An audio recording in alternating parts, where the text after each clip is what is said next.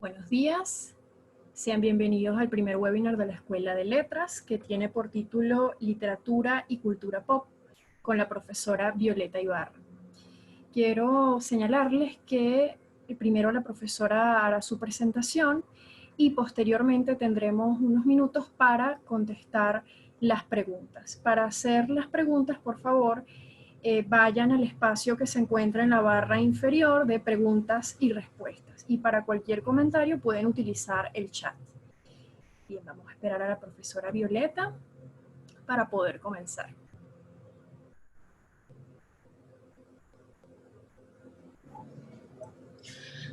Buenos días, gracias a la Escuela de Letras y al Centro de Estudios en Línea por esta oportunidad de hablar de un tema que me gusta muchísimo, que es precisamente la literatura y la cultura pop. ¿Por qué me interesa tanto? Este es un tema que me gusta mucho porque yo me hice lectora dentro de la Escuela de Letras. Yo no tenía el hábito de la lectura antes de entrar a estudiar letras. Pero cuando empecé a ver las materias, las clases, me di cuenta que sabía más de literatura occidental clásica de lo que creía, y fue gracias a todo lo que era la televisión, gracias a la televisión. Estoy tratando de conectar la cámara, pero no me deja conectar la cámara. Entonces, porque no está habilitado la cámara, estoy buscando para que por favor la habiliten y así poder conversar mejor con ustedes. A ver si ahorita... Listo, ya deberías... Aquí Ya, está, exacto, ahora sí listo. aparezco. De nuevo, buenos días, aquí ya aparezco, que le estaba comentando que este interés mío sobre la literatura con todo lo que sea la cultura pop o la cultura de masa o lo mainstream, viene precisamente porque mi primer acercamiento a la literatura clásica occidental fue precisamente a través de la televisión. Claro, eso me di cuenta cuando empecé a leerla, a entenderla y a estudiarla. Precisamente como lo estoy haciendo desde esta subjetividad, la teórica Alba Lía Barrios, ella dice que a veces uno tiene que acercarse a lo teórico desde una valoración intuitiva, y eso es lo que voy a hacer en este momento, hablar desde lo intuitivo, desde lo subjetivo, cómo ha sido mi acercamiento a la cultura pop desde la literatura y viceversa. Pero ¿qué es cultura pop? ¿Qué entendemos como cultura pop? Son esas manifestaciones artísticas creadas o consumidas por las clases populares que están en contraposición con una cultura académica u oficial, ¿no? Eso es lo que podemos entender en rasgos generales como cultura pop, o cultura popular, o mainstream, o todo lo que sea cultura de masas. Está por lo general dirigida a un público muy diverso, muy amplio, y es difundida a través de medios masivos. Desde su inicio, o desde que empieza a crearse, ya sea la televisión o el cine, hay como una riña entre lo que es lo popular y lo elitesco, lo que es esta cultura o toda esta cultura de lo que es lo oficial, que es la cultura de masas, ¿no? Digo, la cultura académica, lo que se estudia, a lo que es esta cultura que es consumida, que se consume por muchas personas. Precisamente, Pierre Bourdieu, en el sentido social del gusto, dice algo interesante relacionado con lo que es esta relación entre lo popular y lo elitesco. Él dice, se puede decir que el arte culto es más universal. Sin embargo, las condiciones de acceso a ese arte universal no están distribuidas universalmente. Repito, se puede decir que el arte culto es más universal. Sin embargo, las condiciones de acceso a ese arte universal no están distribuidas universalmente. Lo que quiere decir Bourdieu es que es cierto, todos estos discursos de cultura, de la cultura oficial, de lo que conocemos, por ejemplo, en este caso, la literatura occidental, la cultura clásica occidental, realmente es universal, no habla de sentimientos, no habla de situaciones que podemos vivir todos. Pero a veces el acceso a esa información no es tan fácil y gracias a, por ejemplo, los medios masivos, nosotros podemos llegar a esa información. Aquí me quiero detener que es interesante cómo todo esto de los discursos, de todo lo que es la cultura oficial y lo que sea popular, puede traer hasta problemas a los mismos creadores. Hay un documental, una serie documental, que se llama La historia secreta del cómic, de Robert Kirkman, donde el primer capítulo es sobre Stan Lee. Realmente les recomiendo que vean ese capítulo, es muy bueno para hablar sobre la relación del escritor y cómo el escritor se relaciona con esta nueva manera o esta forma de mostrar sus textos, como son los cómics. Stan Lee, hay un momento en que dice que él se sentía muy mal porque se sentía como un escritor menor. Es un escritor menor porque no llegaba a todos esos grandes escritores que él había leído y que él había estudiado. Pero precisamente dando charlas se dio cuenta de la gran influencia que tenía sus personajes y tenía su obra, y eso lo llenó y empezó a aceptarse ya como un escritor. Por cierto, yo estoy hablando aquí de Marvel y tengo una camisa de DC, pero bueno, a mí me gusta mucho Batman.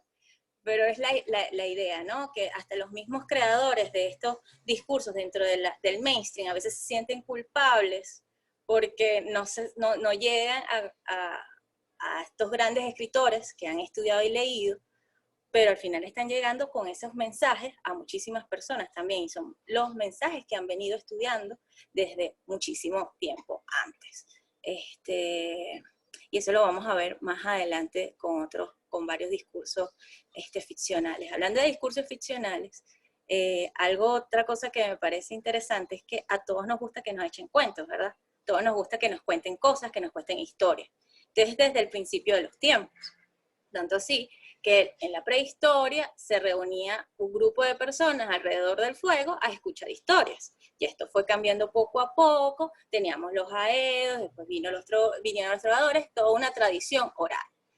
Cuando en 1440 viene nuestro querido y adorado Gutenberg y dice, y crea la imprenta, estas historias empiezan a llegar a más personas a través de los textos. Entonces, muchas de las historias que llegan a nosotros y que son conocidas como los grandes clásicos en su momento, fueron también fenómenos de masas. Fueron lo que esperaba a todas las personas para leer, para enterarse, y si no, vamos a preguntarle a Víctor Hugo y toda esta gente, todos estos franceses súper famosos que ahora leemos y tienen tanta influencia en la literatura en general. Pero esto de que nos gusta que nos cuenten historias y que ha cambiado la manera de cómo nosotros llegamos a esas historias y cada vez se busca la manera que sea más masivo y llegue más a nosotros. Precisamente estas historias que llegan a nosotros tienen que ser verosímiles. Porque si no, vamos a pensar que es la realidad nada más, y entonces, claro, está la ficción. Tenemos como la ficción tiene esa verosimilitud para llegar a nosotros y nosotros poder disfrutar esa historia y ese cuento. Esto es algo que viene, insisto, desde el momento en que nos reuníamos alrededor del fuego hasta ahorita cuando vemos en YouTube o vemos a través de redes sociales o vemos a través de los diferentes streaming, series, películas y demás cosas. Porque es eso, insisto, nos gusta que nos cuenten historias que sean verosímiles. Y la literatura clásica, o sea, occidental, se ha mantenido precisamente las historias que son verosímiles. Entonces, es algo que se va manteniendo, lo único que va cambiando, es lo que quiero que quede claro, que va cambiando, es la manera como llega a nosotros. La relación entre literatura y estos medios de comunicación masivo o la cultura pop, como la cultura pop se ha valido de la literatura clásica occidental, es algo que ha estado también desde el principio de muchas de estas, desde que se crearon este tipo de discursos, estos discursos ficcionales nuevos. Por ejemplo, el cine. El cine es desde el principio está bebiendo de la literatura occidental, desde la literatura. Tanto así que en 1895 los hermanos Lumière crean el cinematógrafo. Sabemos que la primera película que se exhibieron fue el 28 de diciembre, que fue la salida de los obreros de la fábrica Lumière en Lyon, y la otra que es llegada de un tren a la estación de Ciotat. Todas esas son que al principio eran documentales, era como presentar el día a día, ponías la cámara y presentabas. Para 1896 viene Alice Guy y decide hacer un pequeño cortometraje de 1 minuto para contar una historia, que era un cuento de hadas, un cuento popular francés, que se llamaba El hada de los repollos. Entonces esta es la primera experiencia que tenemos de ficción llevada a la gran pantalla, ¿no? De cómo a través de ese invento de los Lumière, que era para presentar el día a día, ahora vamos a ver también las cosas que leemos o las cosas que nos cuentan. Y después de ahí viene también Méliès en 1899, que hace 2 adaptaciones. La primera es La Cenicienta de los hermanos Grimm, que también es una adaptación de un cuento. Y la otra, aquí empezamos a escuchar a nada más y nada menos que el señor William Shakespeare. Porque en 1899 Méliès hace una adaptación del Rey León, precisamente para contar estas historias, y entonces ahí vemos que las primeras ficciones hechas en cine fueron adaptaciones de literarias. Entonces, desde ahí vemos cómo el cine se va nutriendo desde la literatura y cómo ven ese espacio, esa forma de discurso para poder contar y poder llegar a más personas. Y esto se va repitiendo durante toda la vida. Y hay ejemplos muy claros, como por ejemplo Disney. Disney es las películas de Disney y los largometrajes de Disney, para muchos de nosotros es nuestro primer encuentro con la literatura. De una manera no directa, no es que nos dicen, mira, estás viendo tal película, pero es nuestro primer acercamiento para muchos de nosotros, dentro de lo que es a la literatura o estos discursos literarios que tienen muchísimo tiempo y hasta a veces los conocimos primero por Disney que por la obra en sí. Estoy hablando que Disney desde 1937, que hace su primer largometraje, que fue Blancanieves, que es una adaptación también de los hermanos Grimm. Como vemos, hay una relación con lo que la literatura infantil, al medio audio, en este sentido, al cine, pero sí hay esa relación entre ambas cosas, ¿no? Y cómo se van relacionando y cómo ven cómo puedo llegar a más niños y a más personas contándole los cuentos a través de un video o a través en este sentido del cinematógrafo. Pero para muchos de mi generación, el cine, o sea, las películas de Disney comienzan con mayor fuerza a partir de todos estos largometrajes importantes de la década de los 90, empezando con La Sirenita. El encuentro con La Sirenita es interesante porque vemos La Sirenita, que es una historia muy linda, donde hay canciones que muchos de nosotros no las sabemos, y que podemos cantar de memoria. No voy a cantar porque a esta hora de la mañana cantar es un poco complejo, y vos no es muy buena cantando. La Sirenita, cuando yo me supe la historia real y vi que no había tanta alegría y tanta felicidad, pudo ser un choque, pero dije, pero salió de aquí la historia. También quiero hablar de Aladdin. Aladdin es una de mis películas favoritas de Disney, y cuando veo Aladdin y recuerdo todo lo que leí en Las Mil y Una Noches, veo que dentro de Aladdin hay, sin mentira, como 6 cuentos distintos de Las Mil y Una Noches, 5 historias distintas de Las Mil y Una Noches. Claro, yo ya a partir de el conocimiento que tengo de leer y analizar y entender y disfrutar Las Mil y Una Noches, tengo otra manera de ver la comiquita de Aladín, ¿no? La película de Aladín. Pero sí le agradezco a Disney que no es que toma una sola historia, nada más toma la historia de Aladín, sino toma varias, y como se va engranando y se va construyendo personajes y situaciones a partir de un abanico maravilloso como son las Mil y una Noches. Y también seguimos con Shakespeare, que El Rey León, que también es una de las películas más emblemáticas de esa época, que para mí es una época dorada del cine de animación de Disney, que está basada en la historia de Hamlet. No directamente, no es que el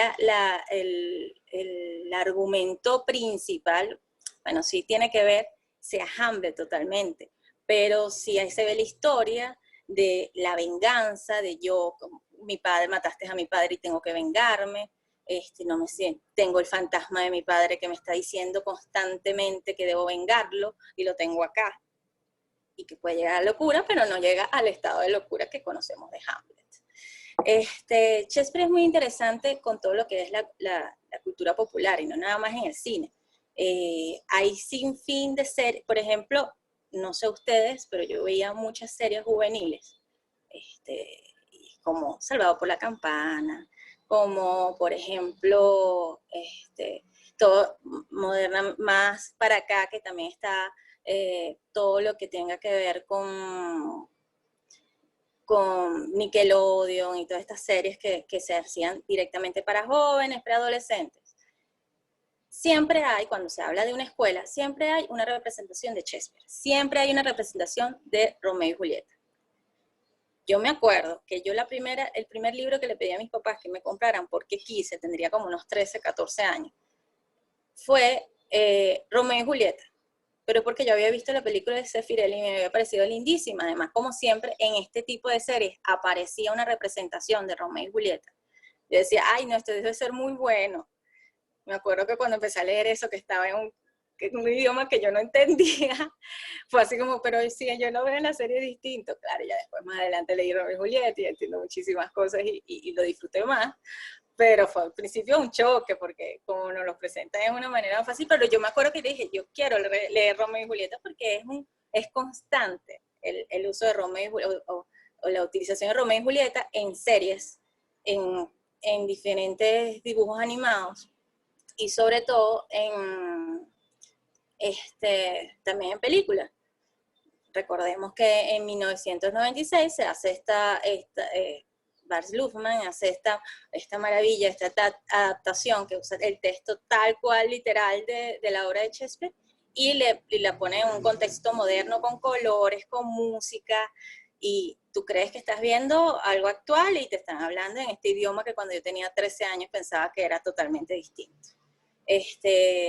Shakespeare creo que se usa mucho porque, como muchos sabemos, que hemos leído a William Shakespeare, diferentes obras de él, se habla mucho de los sentimientos del ser humano, de cómo es el ser humano, y eso es un discurso que siempre va a vender. Suena raro, pero sí, es algo que siempre va a llamar la atención, es siempre algo que que siempre nos va a apelar y siempre nos va a mover. Entonces Shakespeare ya trabajaba eso en su época, en el teatro, que vamos también a hablar, que en su época Shakespeare era también parte de lo popular, pues en ese momento era lo popular, lo que la gente buscaba ir a ver, el teatro, era la distracción, como también fue la ópera, o como fue todo este tipo de discursos que cada vez se van institucionalizando y ahora lo vemos como algo muy, ay, no, eso está por allá, pero en su momento era visto por todo el mundo. Y Shakespeare se mantiene, y por eso hay tanta presencia de Shakespeare dentro de todo lo que es la creación, dentro del mainstream. Siempre vamos a ver referencias con alguna obra de William Shakespeare o algún personaje de William Shakespeare. Es interesante, y ustedes mientras que van leyendo más a Shakespeare, más lo van captando en diferentes obras o en diferentes aspectos. Hay otra cosa con la que nos podemos relacionar mucho con la literatura y no nos damos cuenta, que son los Simpsons. Los Simpsons no está nada más lleno de referencias mismas de la cultura pop, como el cine, como música, videos, clips, o qué sé yo, ¿no? Eso sabemos que Los Simpsons está lleno de referencias, pero también está lleno de referencias literarias. Tanto así que en mi primer acercamiento yo conocí a Edgar Allan Poe por la primera casita del terror de Los Simpsons. O sea, Los Simpsons hace este especial de Halloween anual en donde hacen 3 historias y son 3 historias distintas por cualquiera, donde van hablando de cosas fantásticas referentes a historias de terror sí, de terror generalmente, o suspenso. Y en la primera casita del terror que se hizo, Lisa Simpson hace una, le recita el poema del cuervo a Bart, y Bart le dice, yo no me asusto, es más, no te entendí la mitad. Y eso es una de las cosas que más le asustó a Homero. Yo me acuerdo que cuando leí El Cuervo, yo tenía en la idea a Homero Simpson tratando de matar al cuervito que era Bart. Pero es eso, porque es mi primera referencia. Y como eso en Los Simpsons podemos conseguir hasta un capítulo donde nada más se basa en obras de William Shakespeare. O sea, ahí volvemos a que William Shakespeare siempre va a estar presente en todo este tipo de discursos ficcionales nuevos que podemos conseguir.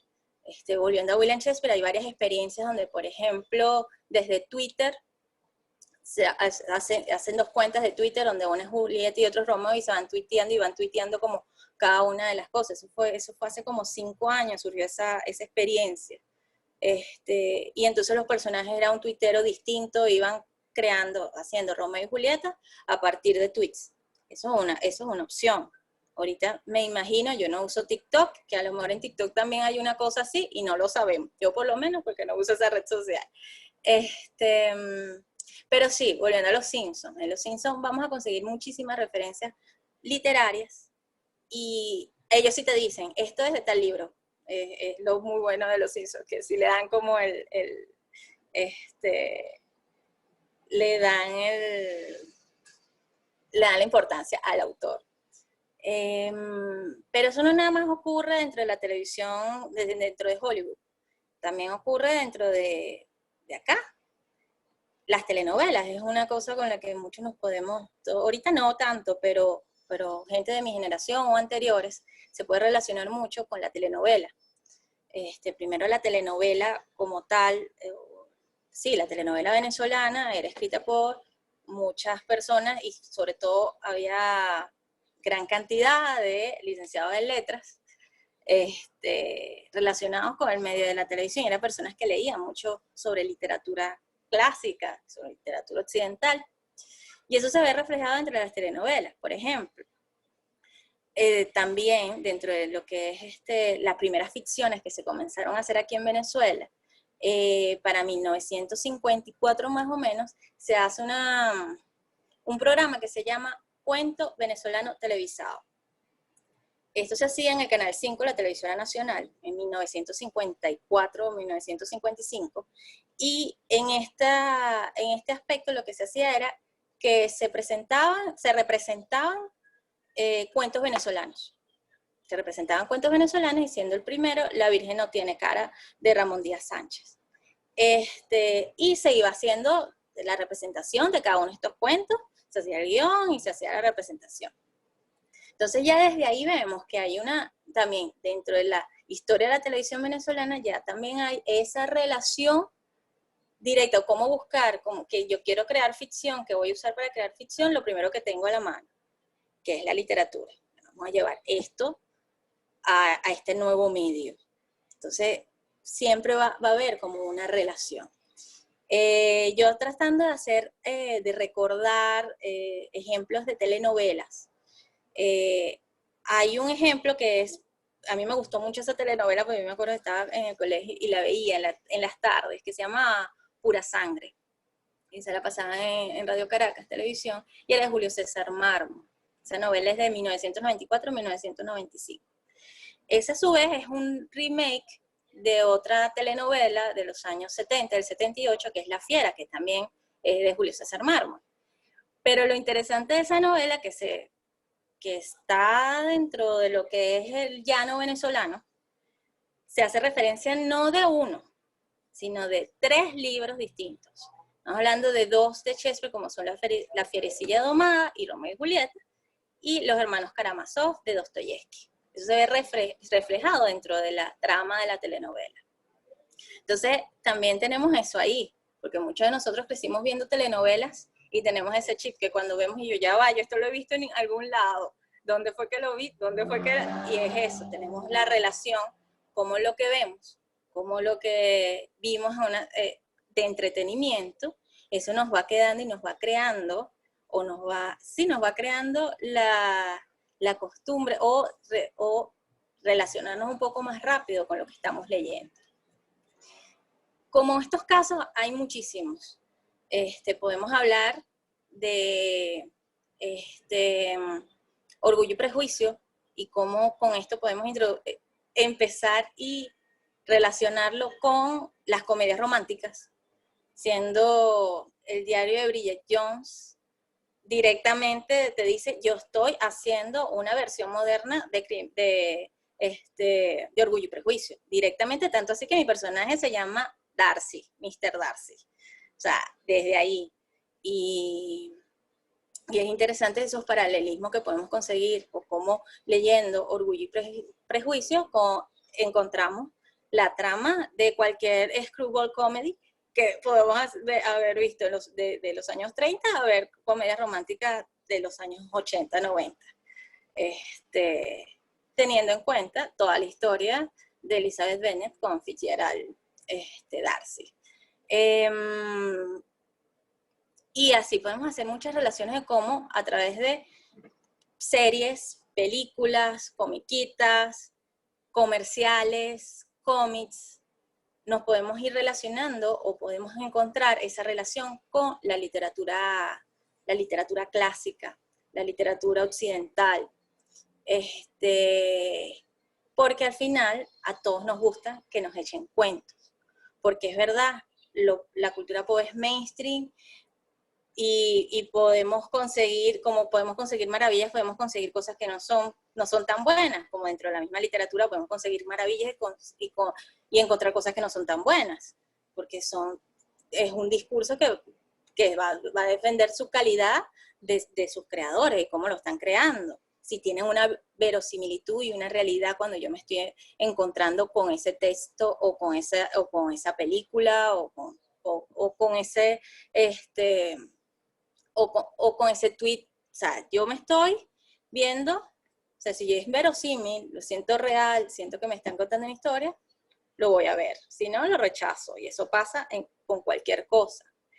Pero que igual muchos creadores de series, películas y demás estudiaron literatura y por eso vamos a conseguir también dentro de estos discursos ficcionales masivos, vamos a conseguir que hay un toquecito ahí de lo que es lo que es la literatura. Y siempre recordar lo que dice Bourdieu, que es verdad, la literatura, en este caso la literatura occidental, clásica occidental, es universal porque nos podemos sentir identificados cualquiera de nosotros, pero llegar a ella no es tan fácil, no es tan universal como lo es. Y gracias a este tipo de mainstream podemos llegar a ella. Y para finalizar, quiero decirles que para mí la literatura puede vivir sin la cultura pop tranquilamente, pero la cultura pop no puede vivir sin la literatura. Muchísimas gracias. Gracias, profesora. Bueno, ahora vamos a leer, aquí veo una pregunta de Ana Karina López. Ok. Los demás, si quieren, pueden también hacer sus preguntas a través de la opción de preguntas y respuestas. Bien, la pregunta dice, ¿cómo es la relación de la cultura pop con la mitología? La mitología, la cultura pop usa mucho la mitología, ya sea cualquiera de las mitologías, ya sea la griega o la nórdica. ¿Por qué? Porque recordemos que la mitología también habla de arquetipos y los arquetipos nos funcionan también para poder crear historias.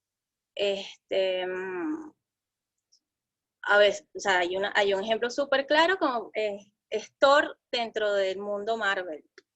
que se nos presentan directamente, o dentro de DC que nos presentan a Aquaman. Estoy hablando de cómics, que es lo que me viene como más rápido, pero siempre se hace referencia a la cultura griega, porque tenemos mucha relación con todo lo que es la cultura griega y todo lo que es la mitología griega, y a veces nos confunden mitología griega con mitología romana, y eso nos damos cuenta. Yo me di cuenta fue eso en letras, precisamente, cuando empezamos a estudiar, que a ver, por ejemplo, en la película Hércules de Disney, cuando que ahí usan todo el panteón griego, pero a Hércules nunca le dicen Heracles, le dicen Hércules, porque es más fácil, es más conocido, pero él es hijo de Zeus, no de Júpiter, profe, creo que estoy bien, y toda la cosa, ¿no? Pero siempre va a haber una relación precisamente por la creación de arquetipos, y porque nos podemos imaginar y podemos relacionarnos con, con ese tipo de historias, con ese tipo de... Recuerden que también la mitología se basa para asustar a la gente, decir que, bueno, si esto le pasa a los dioses, imagínate qué te puede pasar a ti. Entonces también es un material interesante para la creación. Otra preguntita que tengan por ahí. Sí, un anónimo pregunta, ¿cree que la literatura también inspira al arte? Claro, no, es que al arte, como si fue el arte como, el arte plástico, por supuesto, o sea, en el Renacimiento, todo lo que es las creaciones artísticas, vemos las pinturas, siempre hay una relación con la mitología, con las historias griegas, o con, por ejemplo, vemos relaciones ya pinturas con Dante, siempre también hay una relación dentro de lo que se lee y se ve que se explica a través de la pintura, y hay una relación. Igual podemos ver que ahí en la ópera también hay muchos argumentos que salen precisamente de la literatura. Es como llevarle la música o el argumento de la ópera, empieza precisamente de ahí para poder crear nuevos discursos, en este caso uno musical, y un poco complejo como es el de la ópera. Pero sí, claro, la literatura, bueno, la literatura en sí también es arte, pero la literatura sirve también como fuente de inspiración para diferentes artistas. Ok. Alex pregunta, ¿es posible seguir creando historias innovadoras cuando ya hay mucha variedad de estas? Sí, claro, aunque podemos partir de lo que dijo Borges, que dijo que ya todo estaba escrito, lo único es la manera como lo hacemos. Es verdad, o sea, si ya todo está contado, si nada más necesito los libros, los grandes libros griegos y la Biblia, y ya después cómo voy a ir contando esa historia nuevamente, creo que ahí es donde está lo interesante y lo creativo, porque al final, si vamos a hablar de venganza, ya eso se ha escrito hasta el final, pero ¿cómo voy a escribir sobre venganza? Y ahí es en donde estos nuevos medios captan la atención del espectador, ¿no? Por eso es lo que les estoy diciendo de la importancia de la verosimilitud de lo que me estás contando, porque si yo estoy viendo algo que no siento que es real dentro de ese universo, lo voy a rechazar y no lo voy a ver, no lo voy a disfrutar, aunque haya costado, sea una película que haya costado millones y millones de dólares, pero si no está bien contada, no va a tener la relación o la ganancia que se espera. Por eso es tan importante contar bien las historias. Bien, si tienen otra pregunta, todavía tenemos un poco de tiempo para hacerla. Ajá, otra. Anónimo pregunta, ¿qué piensas sobre las diferentes adaptaciones de una misma historia? ¿Cree que siempre hay nuevas formas de contar las historias? Sí creo que hay diferentes maneras de contar la historia. Precisamente ayer conversé con mis alumnos sobre la relación Mujercitas, la novela Mujercitas eh, de Louise May Alcott, ha sido llevada al cine por lo menos 4 veces, o sea, al cine, porque a la televisión han sido otras partes, pero hay 4 versiones cinematográficas que son muy importantes. Las 2 primeras sí se parecen muchísimo más, es más, al parecer es hasta el mismo guión, lo único que cambiaron las actrices. La de los años 90, que es en donde aparece Winona Ryder, y hace de Joe, ya ahí como que se empieza a humanizar un poco más los personajes y no es tan acartonado como lo pudimos ver en las versiones anteriores. Y está la nueva de Greta Gerwig. Yo les comentaba a mis alumnos que precisamente yo cuando supe que iba a salir esa versión, digo, hay otra versión de Mujercitas, en serio. O otra más, es necesario. Y cuando la vi, supe que era necesario. Porque precisamente el foco que tiene esta nueva versión es presentar a Joe como mujer escritora, y como mujer escritora en el siglo XIX. Y como ella, todo lo que hizo para poder mantener su familia a partir de su oficio, y todas las concesiones que tuvo que hacer para que la pudieran publicar. Y me parece que eso es un elemento que suma ya a la historia que ya hemos conocido y que nos han contado varias veces. Por cierto, hay una versión venezolana que la están transmitiendo ahorita en Venevisión, que es que ocurre durante la Guerra Federal.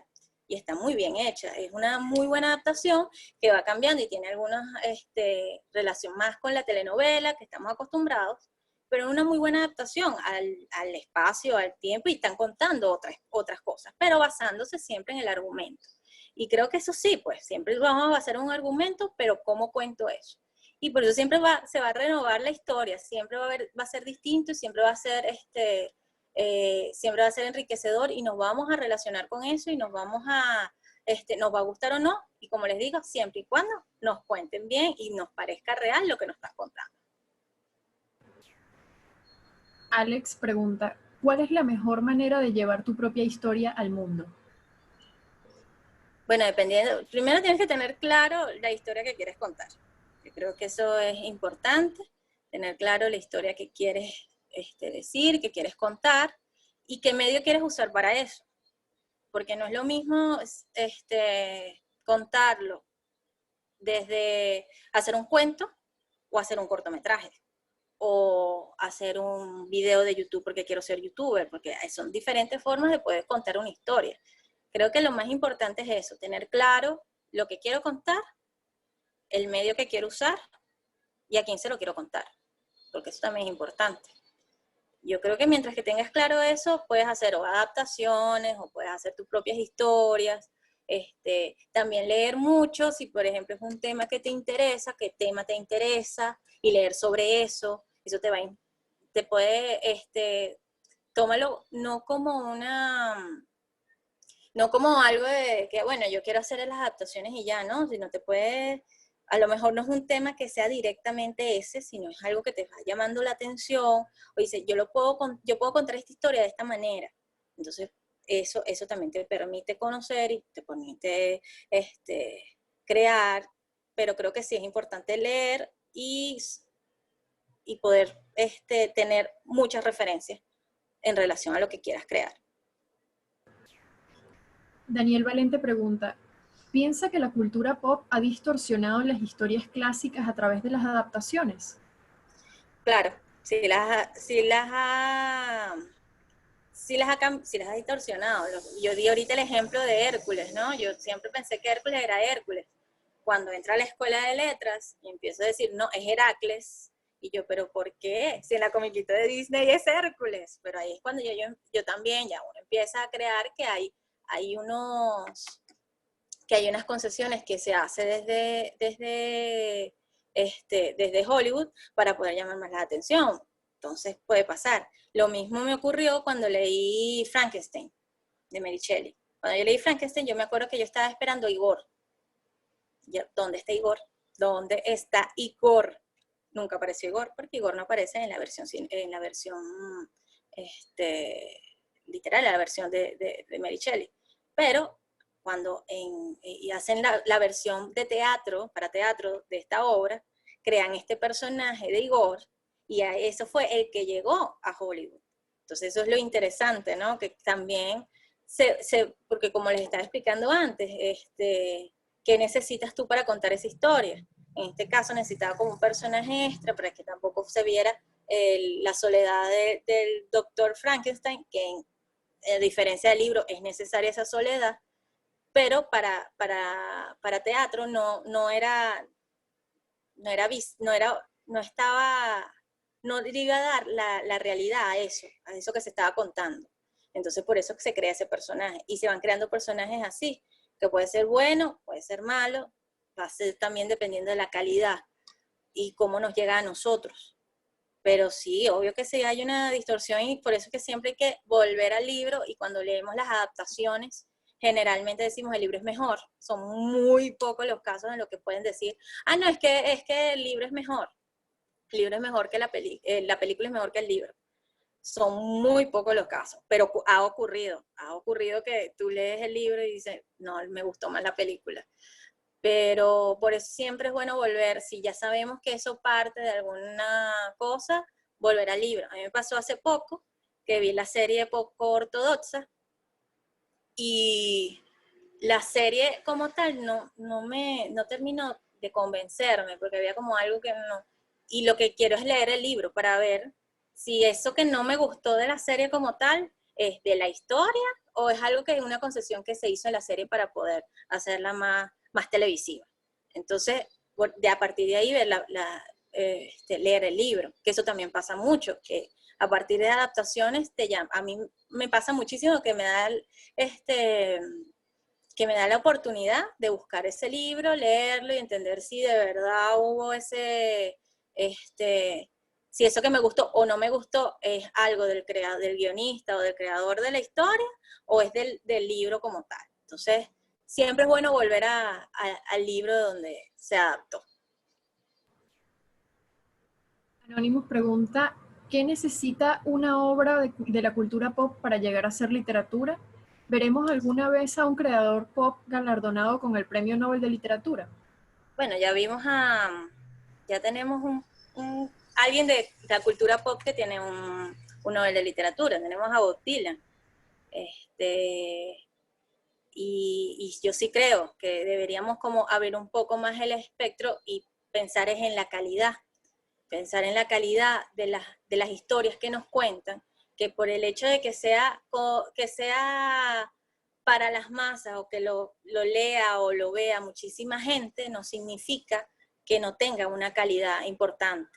El mismo Bourdieu en su libro dice que él ha leído historietas, porque está en una traducción en español, o cómics, que tienen mejor calidad que muchos libros que él ha leído, y eso pasa. Pero si mientras que tengamos también nada más cerrado de que, bueno, como vendió millones y millones de libros, no es bueno. Yo siempre voy a dar un ejemplo como es J.K. Rowling. A mí me parece que Joan escribe muy bien, sus libros están muy bien hechos, muy bien pensados, la creación de sus personajes, las tramas, todo está hilado y está hecho, que tú dices, esta es una persona que se sentó y trabajosamente hizo este libro. ¿Por qué no le pueden dar un Nobel de Literatura? Por ejemplo, no es muy loco. Cuando le dieron el Nobel a Bob Dylan, hubo precisamente todo un debate sobre por qué le dan el Nobel de Literatura a un cantante cuando realmente es un poeta, porque él hace poesía con sus canciones, y había todo un debate, y dentro de ese debate están hablando que por qué los guionistas no le daban también, los guionistas de cine en general, no le daban el Nobel de Literatura, y a mí me parece que también es muy válido, porque la creación la creación que tienen dentro de esos textos, muchos de ellos, es comparable a cualquier historia y a cualquier libro que podemos leer. No todo es verdad, pero es como, insisto, tampoco no toda la literatura es buena, ni todo lo que sea mainstream es bueno o malo, ¿no? Hay matices, o sea, tenemos que también ver eso. Yo soy una de las que considera que yo he leído guiones de Tarantino o sea, de Quentin Tarantino, y a mí me parece que son una locura. O sea, digo, Dios mío, este hombre, ¿cómo se le pudo ocurrir tantas cosas y tantas genialidades? Pero es leyendo el guión. Eso también te ayuda a entender cómo los guionistas van creando sus historias. Tanto así que Tarantino es escritor, él empieza como guionista, porque es lo que le gusta realmente, pero como un cineasta va a hacer lo que él quiera, porque al final el director es el que va a hacer todo, dijo, bueno, yo voy a dirigir mi película. Y eso pasa con muchos guionistas, que te vuelven directores precisamente para mantener su historia, porque el guionista deja su historia al director y el director al final es el que hace o deshace esa historia. Entonces, creo que sí se debería flexibilizar un poco y poder entender que hay calidad dentro de muchos de estas, este, de estos discursos mainstream.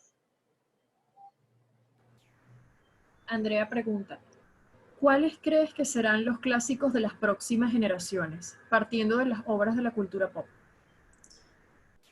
Para mí un clásico inmediato va a ser Harry Potter. O sea, yo estoy convencidísima que dentro de 30 años Harry Potter se va a estudiar en cualquier cátedra de literatura y no como un libro o como un fenómeno literario, no. O sea, es un libro, yo considero realmente por cómo está hecho y construido ese libro. Te puedo decir, también por la construcción, podría llegar a ser también Stephen King, ¿por qué no? Primero que ha escrito muchísimo y también ha escrito bien, pero a Stephen King lo ha ayudado también el cine. A Stephen King ha tenido esa suerte, que película que él hace, película que se adapta y película que tiene éxito. Y Hollywood le gusta las historias porque vende sus libros. O sea, si podemos vernos así, si podemos de esa manera. Pero creo que también decirte, no soy Nostradamus, decirte que va a ser tal libro y a lo mejor le estoy diciendo aquí y es el libro que menos pensamos. El libro que menos pensamos y dentro de 50 años se está estudiando y se está leyendo como si fuese un clásico del siglo XXI. Entonces, pero por lo menos esos dos escritores, como Joan Rowling y Stephen King, creo que se van a tener una importancia dentro de los estudios literarios que ahorita no lo vamos a ver tanto como se va a poder ver dentro de 50 años. Alejandro Vera pregunta, ¿cuál es su opinión sobre las novelas interactivas? ¿Y las considera un medio narrativo emergente? No he leído ninguna, pero me parece interesante porque es algo de los tiempos. Cuando ya, sí he tenido como la experiencia más audiovisual de ese tipo, pero creo que por ahí también va a ir, porque cada vez se va, todo cada vez se está haciendo para que sea más individual las experiencias. Es decir, desde donde yo voy a crear y se va creando eso de que siempre hemos hablado de que, pues siempre hemos escuchado que el lector también es creador de la obra, o en este caso el receptor siempre va a ser creador de la obra o co-creador de la obra. Esto cada vez se está materializando más, precisamente porque la tecnología lo está permitiendo, lo está logrando y puede ser una manera, como también puede ser una moda, que puede durar un poco nada más y ya la gente dice, no, yo lo que quiero es escuchar el cuento y ya, porque a lo mejor no todo el mundo se siente, digo, bueno, que se agarra por acá o agarra, no. Eso también tiene mucha influencia de los videojuegos, que no hablé aquí, porque no es un tema que manejo mucho, pero los videojuegos, que también es considerado dentro de la cultura pop, ahorita tienen un carácter narrativo muy importante, tanto visual como también las historias que se van relatando. Entonces eso creo que va más, parte más de eso, del videojuego, de cómo está construido el videojuego, que es un tema que me parece, para quienes trabajan todo lo que, o sea, les interesa el videojuego, creo que por ahí puede irse porque hay una construcción literaria dentro de los guiones que se hacen para hacer videojuegos. Podría ser también una idea interesante. Insisto, yo no, como nunca he sido muy de videojuegos, no lo exploraría yo, pero sí podría ser un estudio realmente muy, muy interesante porque he visto estudios relacionados con la arquitectura, la música, referente a todo lo que es el videojuego, pero creo que también el guión o la historia que se narra también se podría hacer como un estudio, a ver qué tal, pues, qué tanto. Bueno, creo que por el momento ya no tenemos más preguntas. Entonces, quisiera agradecer primero a la profesora Violeta Ibarra por haber compartido con nosotros este espacio, también al Centro de Estudios en Línea por la colaboración y a ustedes que participaron con nosotros en este webinar de literatura y cultura pop. Pronto estaremos presentándoles de parte de la Escuela de Letras otros webinars en los próximos días, así que estén muy pendientes de nuestras redes sociales, @ucapletras. Bueno, Bueno, que muchísimas tengan... gracias. Ay, Gracias a disculpa, ustedes. María. No, no, sí. No, que quería decir que muchísimas gracias a ustedes de la Escuela de Letras en este esfuerzo de cómo hablar de un tema que nos gusta tanto como es la literatura, a través de este espacio virtual ahora, también al Centro de Estudios en Línea, y que lo aprovechemos, y este es un espacio para eso, para poder aprender, para poder debatir, para poder aprender cosas nuevas. Y bueno, no, muchísimas gracias y seguir en casa, cumplir las normas y sobre todo eso, pues cuidarnos muchísimo, es un momento para cuidarnos mucho y bueno, estar pendiente de todas las actividades que va a hacer la Escuela de Letras. Así es. Bueno, que tengan feliz día. Muchas gracias por participar.